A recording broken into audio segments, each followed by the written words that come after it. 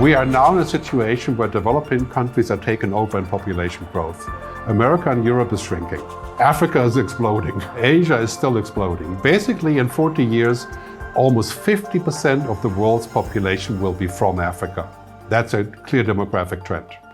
And what this means is that the developing countries are starting a tidal wave of changing everything. And we need to make sure that we can bring everybody aboard, and that this is about, for example, climate change and renewable energy. And what it means as a consequence, which COP28 has already started, is that basically we're going to have to pay for those countries to come along.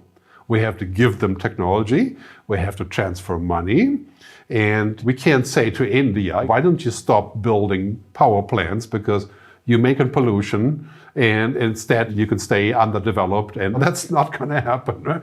And that's not going to happen in Brazil, that's not going to happen in Africa. So if we want this to happen, we have to think of a global agenda, a global consciousness that says we are going to be able to provide that technology, we're going to have them participate, and maybe a country like India or Brazil or Indonesia, they can leap. Using technology, they can leap from coal plants into nuclear fusion when the time comes.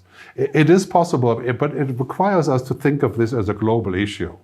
America is a difficult turf for these discussions because it's a large island, you could say, and Europe has a more encompassing view of the world. That's why we have the regulation and stuff. I think it would be a good idea to start thinking about a global objective in 20 years, when we have unlimited computing power and one computer with the power of the human brain.